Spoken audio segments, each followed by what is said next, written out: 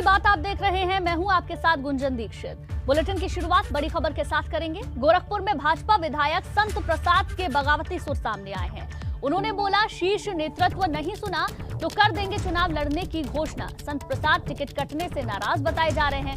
खजनी से लगातार 2 बार चुनाव जीत चुके हैं संत प्रसाद, लेकिन इस बार उनका टिकट काट दिया गया है, जिसके बाद उनके बगावती सुर भी सामने आ रहे हैं। सीएम से मिलने की बात भी संत प्रसाद ने कही है। और नीरज श्रीवास्तव हमारे संवाददाता ताजा जानकारी के साथ गोरखपुर से हमारे साथ जुड़ गए हैं। नीरज, जिस तरीके से योगी आदित्यनाथ से भी मुलाकात हुई, जैसा कि खुद विधायक संत प्रसाद ने बताया है, लेकिन टिकट कटने की वजह से नाराजगी भी है। किस तरीके से नाराजगी दूर होगी? क्या कोई मान मनव्वल की स्थिति नजर आ रही है?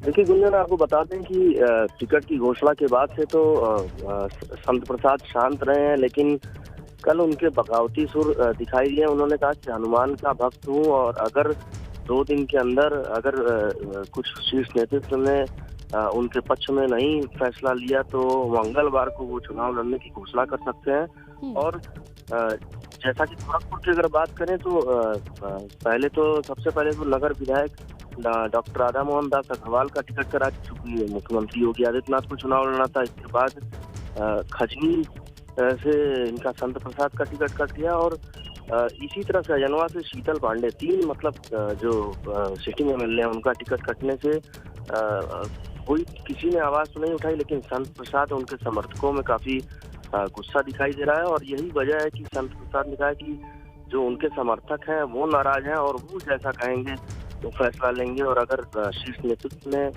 जल्द ही नहीं कुछ उनके पक्ष में निर्णय लिया तो वो चुनाव लड़ने की घोषणा भी कर सकते हैं। चलिए ठीक है नीरज, अब देखने वाली बात होगी कि किस तरीके से इनको मनाया जाता है और मुलाकात के बाद जो नाराजगी है क्या वो दूर होगी। शुक्रिया आपका जानकारी के लिए। और अब बात झांसी की। झांसी में गरोठा के विधायक जवाहरलाल राजपूत ने एक बयान दिया है, जिसमें कहा है अराजकता और गुंडाराज भाजपा सरकार ने दी है, वो एक मील का पत्थर साबित हुई है। अब वीडियो ये जो है जमकर वायरल हो रहा है, आप भी सुनिए क्या कह रहे हैं वो। गुंडाराज अराजकता ये भारतीय जनता पार्टी की सरकार ने दी है, वो एक मील का पत्थर साबित हुई है।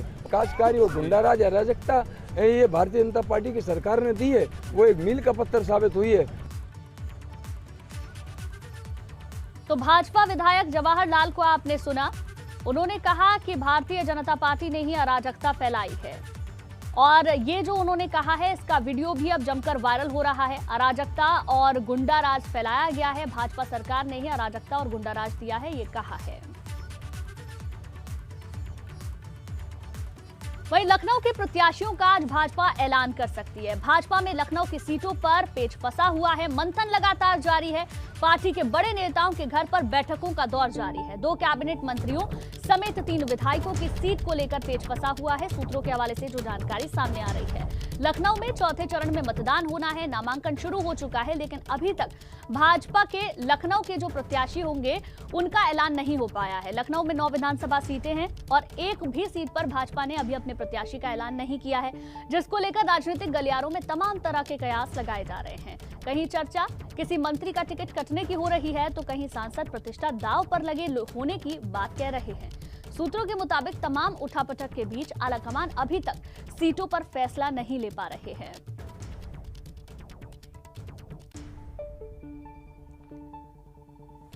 और अनुभव हमारे संवाददाता ज्यादा जानकारी के साथ लखनऊ से हमारे साथ जुड़ गए हैं। अनुभव, नामांकन की प्रक्रिया शुरू हो चुकी है, लेकिन लखनऊ में अभी पेच फंसा हुआ नजर आ रहा है। 9 में से किसी भी एक सीट पर अभी तक प्रत्याशी के नाम का ऐलान नहीं हुआ है। क्या उम्मीद करें कब तक लिस्ट आ सकती है?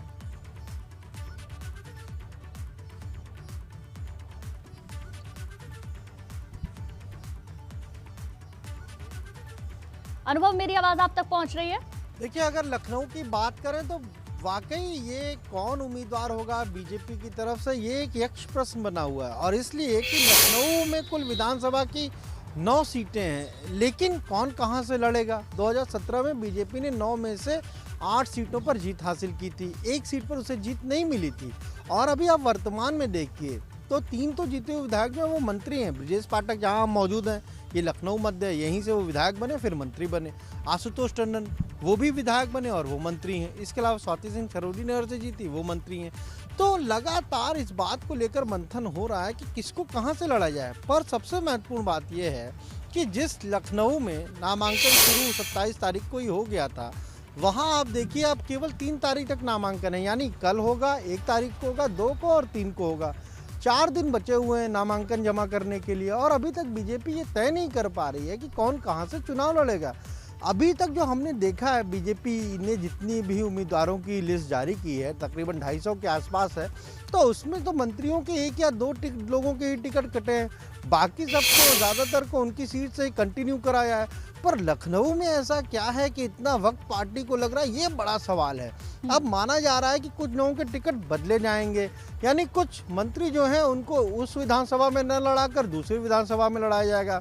अब वो भी कंफ्यूजन में है। कार्यकर्ता उनके पास जाता है कि किस दिन नामांकन करना है, तो वो कहते हैं कि भाई अभी तक कुछ आला कमान से आदेश आया नहीं। और कुछ मंत्रियों की कैंपेनिंग तो बिल्कुल स्लो पड़ी हुई है, मतलब ना वो कहीं जा रहे हैं, ना किसी से मिल रहे हैं, ज़्यादातर अपने कार्यकर्ताओं से भी नहीं मिल रहे हैं। एक मंत्री की तो नाराज़गी की भी खबरें आई, वहाँ पर उप मुख्यमंत्री डॉक्टर दिनेश शर्मा पहुँचे थे उनके घर पे। तो ये बहुत सारी चीज़ें हैं। और ये देखिए, बीजेपी ने तो एक भी कैंडिडेट नहीं घोषित किए। समाजवादी पार्टी ने भले ही 2 दिन पहले जो 9 में से 2 कैंडिडेट अपने घोषित किए, एक कैंडिडेट तो वही है जो पहले जीते हुए थे, अमरीश पुष्कर, और एक में सुशीला सरोज जो पूर्व सांसद रही है पार्टी की, उनको उतार दिया है। दोनों सुरक्षित सीटों पर कैंडिडेट उतार दिया है। अभी भी शायद समाजवादी पार्टी वेट कर रही है कि बीजेपी की लिस्ट आए तो बाकी 7 उम्मीदवारों के हम नाम घोषित करें। बीजेपी भी शायद इस पशोपेश में है कि किसको कहाँ से लड़ाया जाए, जिससे कि इस बार लखनऊ की 9 की 9 सीटों पर जीत हासिल की जाए। बिल्कुल अनुभव, तैयारी तो पूरी है लेकिन कहीं ना कहीं पेच फंसा हुआ है। मंथन भी लगातार हो रहा है लेकिन नाम सामने नहीं आ पा रहे। इंतजार करना होगा। शुक्रिया आपका जानकारी। वहीं रामपुर में सपा प्रत्याशी अब्दुल्ला आजम पर एफआईआर हुई है। आचार संहिता उल्लंघन का अब्दुल्ला पर आरोप लग रहा है। बिना परमिशन के चुनावी सभा करने का आरोप अब्दुल्ला आजम के ऊपर लगा है। वायरल वीडियो के आधार पर पुलिस ने कार्रवाई की है। एफआईआर में अब्दुल्ला समेत 26 नामजद और 70 अज्ञात लोग शामिल हैं। स्वार से सपा के प्रत्याशी हैं अब्दुल्ला आजम और उन पर एफआईआर दर्ज हुई है। आरोप लग रहा है कि आचार संहिता का उल्लंघन उन्होंने किया है। बिना परमिशन के चुनावी सभा की गई है, जिसके बाद पुलिस ने कार्रवाई करते हुए एफआईआर की है। अब्दुल्ला के साथ साथ 26 और नामजद लोगों के खिलाफ एफआईआर की गई है। अब देखिए, 2 तस्वीरें आपको दिखा रहे हैं। पहली तस्वीर आप देखेंगे चुनाव प्रचार में किस तरीके से भीड़ जुटाई गई, और ये जो वीडियो है अब काफी वायरल हो रहा है। कोरोना नियमों की धज्जियां उड़ाई गई और दूसरी बड़ी बात, आचार संहिता लगने के बाद चुनावी सभा की गई।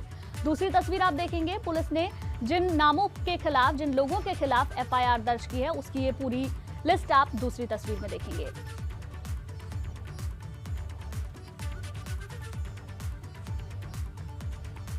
पहले चरण के लिए होने वाले चुनाव के लिए सीएम योगी ताबड़तोड़ पश्चिमी यूपी के दौरे कर रहे हैं। पिछले कई दिनों से सीएम लगातार पश्चिमी यूपी में प्रत्याशियों के पक्ष में प्रचार कर रहे हैं और डोर टू डोर कैंपेन कर लोगों से वोट की अपील कर रहे हैं। आज सीएम योगी बुलंदशहर और हापुड़ के दौरे पर रहेंगे, जिसमें सीएम बुलंदशहर के शिकारपुर और अनूप शहर में जनसंपर्क करेंगे और प्रबुद्ध वर्ग के साथ संवाद भी करने वाले हैं। तो वहीं अगला दौरा उनका हापुड़ शहर का होगा।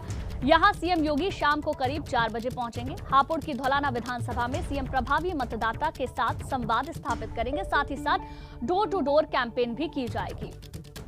तो लगातार योगी आदित्यनाथ दौरे कर रहे हैं। बुलंदशहर और हापुड़ का उनका दौरा रहने वाला है। डोर टू डोर कैंपेन के जरिए लोगों से वोट की अपील करेंगे।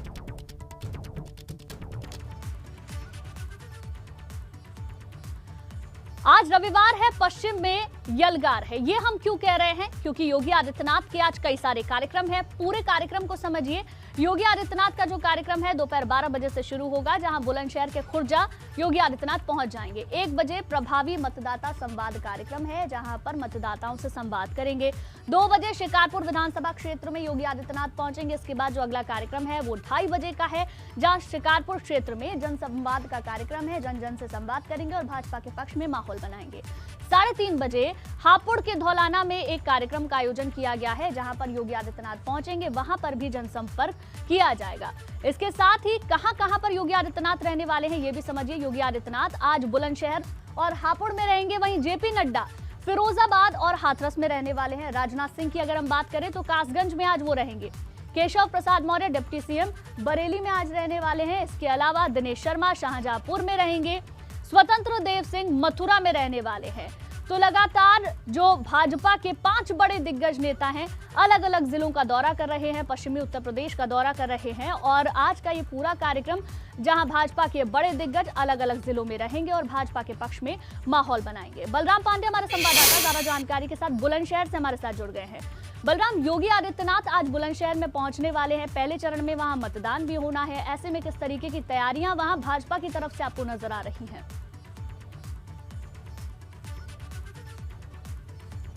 देखिए, अगर बात की जाए बुलंदशहर की तो आज मुख्यमंत्री योगी आदित्यनाथ करीब 12 बजे बुलंदशहर के खुर्जा में पहुंचेंगे। सबसे पहले यहां पर जो की वोटर्स हैं, जो प्रभावी मतदाता हैं, उनको संबोधित करेंगे। साथ ही कुछ भारतीय जनता पार्टी के प्रमुख नेता और कार्यकर्ता भी मौजूद होंगे।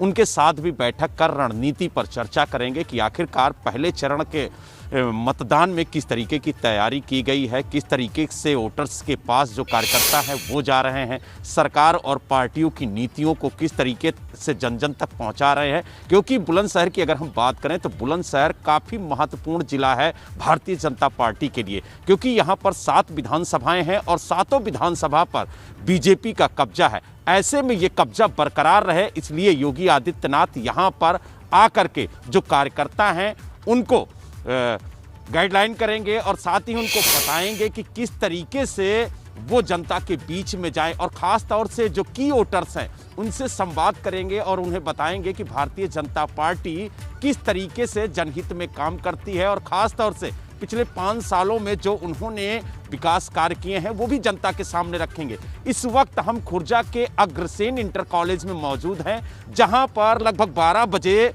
मुख्यमंत्री योगी आदित्यनाथ पहुंचेंगे और आप देख सकते हैं कि उनकी सभा को लेकर के यहां पर किस तरीके की तैयारी की गई है।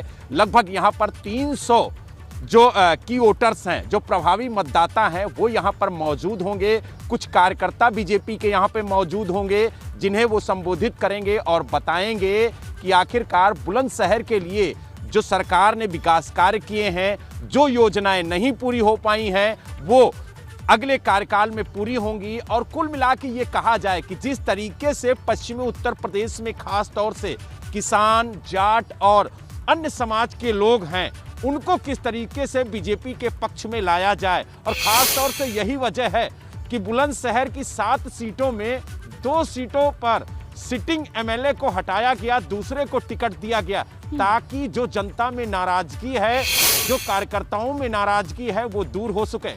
यही वजह है कि जिस खुर्जा विधानसभा में मुख्यमंत्री योगी आदित्यनाथ आ रहे हैं, उस खुर्जा विधानसभा के भी जो सिटिंग एमएलए थे विजेंद्र खटीक, उनको भी हटाया गया, उनकी जगह मीनाक्षी सिंह को टिकट दी गई है, ताकि जो भाजपा ने उतारा है उसके पक्ष में माहौल बनाने के लिए योगी आदित्यनाथ आज पहुंच भी रहे हैं। और जिस तरीके से आपने बताया कि 7 की 7 सीटों पर भारतीय जनता पार्टी, ऐसे में चुनौती भी है कि इस बार के चुनाव में भी हर एक सीट पर भारतीय जनता पार्टी जीत दर्ज करे। शुक्रिया बलराम आपका जानकारी के लिए। और अब खबर ग्रेटर नोएडा से। ग्रेटर नोएडा के जेवर में आरएलडी और सपा गठबंधन के प्रत्याशी अवतार सिंह भड़ाना के चुनाव प्रचार में नियमों का उल्लंघन खुलेआम हुआ। यहां कोरोना नियमों की अनदेखी तो हुई ही, साथ ही साथ यहां समर्थक नोट उड़ाते हुए भी नजर आए। अब ये जो वीडियो आप अपनी टेलीविजन स्क्रीन पर देख रहे हैं, ये सोशल मीडिया पर वायरल हो रहा है। ये किस तरीके का चुनाव प्रचार है आप अंदाजा लगाइए, जहां पर ना तो भीड़ का ख्याल रखा जा रहा है, कोरोना नियमों की धज्जियां उड़ाई जा रही हैं, दूसरी तरफ आप नोट भी उड़ते हुए इस वीडियो में देख पाएंगे। और अब बात बस्ती की। बस्ती के कप्तानगंज एमएलए सीपी शुक्ला के सामने एक ग्रामीण ने मुर्दाबाद के नारे लगा दिए। ग्रामीण एमएलए से काफी नाराज था और अब इसका वीडियो सोशल मीडिया पर वायरल हो रहा है। देखिए विधायक के सामने किस तरीके से मुर्दाबाद के नारे लगाए जा रहे हैं, आप इस वीडियो में देख पाएंगे और ये वीडियो अब सोशल मीडिया पर वायरल भी हो रहा है।